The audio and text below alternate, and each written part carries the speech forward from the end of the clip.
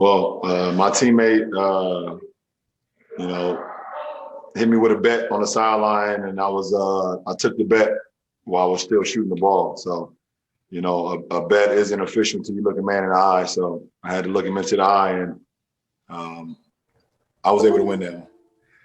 Okay, going to need a couple follow-ups on this one. Who was the teammate? Dennis the Menace. Okay, and so was the bet just like, can you turn around and look at me, or can you do it no look, or what were his words that you heard? He said, bet you won't make it. And in order to make a bet official, you either got to have a handshake or you got to look a man in the eye. So he said, bet it. And I turned around, looked him in the eye, and I said, bet it.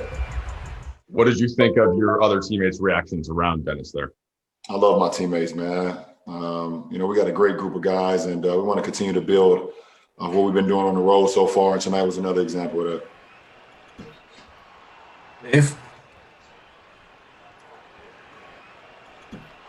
LeBron, so a lot of people are comparing that shot to something Steph Curry does. KCP just told Trudell that. Nick Young did it and missed it. Gilbert Arenas did it and made it, hit a game winner. Who do you associate that shot with in NBA history? Well, Steph has definitely probably done it the most in our league.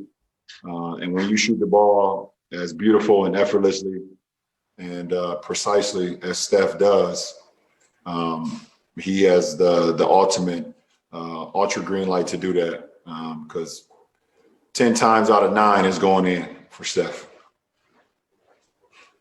Bill? Hey, LeBron, what do you attribute this team's chemistry and the energy you were talking about, the love you have for your teammates? You guys haven't been together that long. It's a lot of new guys. What do you attribute this kind of instant bond? We all got one common goal, and our common goal is to hold each other accountable. Put a lot of pressure on us as individuals, on our individual self. And then if one individual is not feeling like himself, then we pick our brother up. And that's what it's all about. We got a common goal to compete every night, to play championship basketball, and to be selfless. And that's both on and off the floor. So we know we can't, obviously can't do much off the floor with the landscape of COVID and the pandemic and things of that nature. But our film sessions, our plane rides, and our bus sessions has given us some camaraderie. Kyle? Hey, you said before this road trip that so far you guys have been playing B+ basketball. Where do you guys put these 2 games against the Rockets, and how close to your potential do you think you guys played on this trip? I think we played some really good basketball on this trip, but I think that question was asked after the first 10 games. How would you assess your team? So I have a better assessment after game 20 and give us another grade. But I thought we played some really good basketball, especially defensively. We heard what our captain AD said after San Antonio game, and from there on, we've been locked in. Last 2, Dan Workey. Hey, LeBron. I kind of have a 2-parter for you. The league today announces, some updates to the protocols that are pretty restrictive.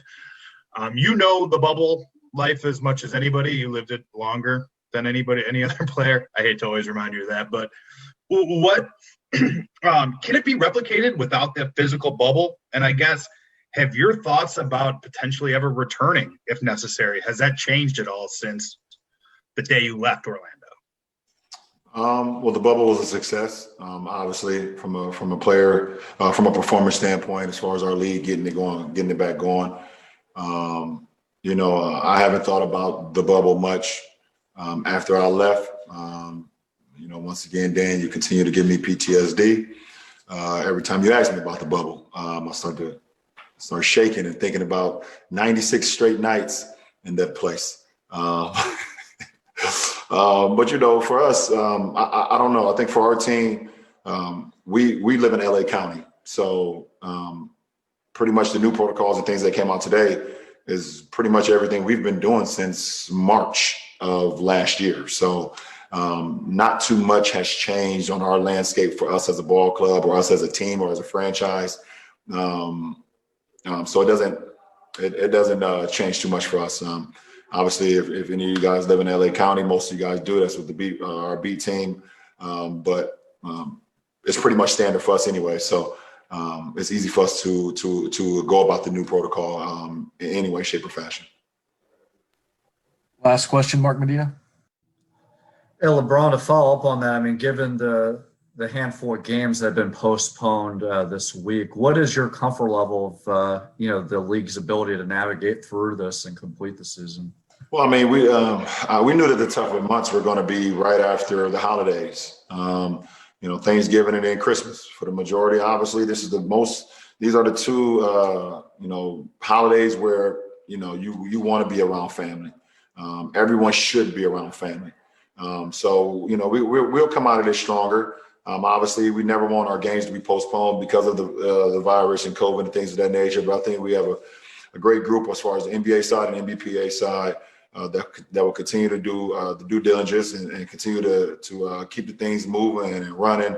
And hopefully, all the guys that's been hit with COVID, hopefully they come back stronger. They get over it, and any of the tracing going on as well. But our league has always been receptive to our players, are receptive to the franchises and everything that's going on. And obviously, we know with the pandemic and the COVID issues still going on, we want to be receptive to that. So, I think we're and still in a really good place. And we continue to always work for the best and hope for the best. So, that's what it's about.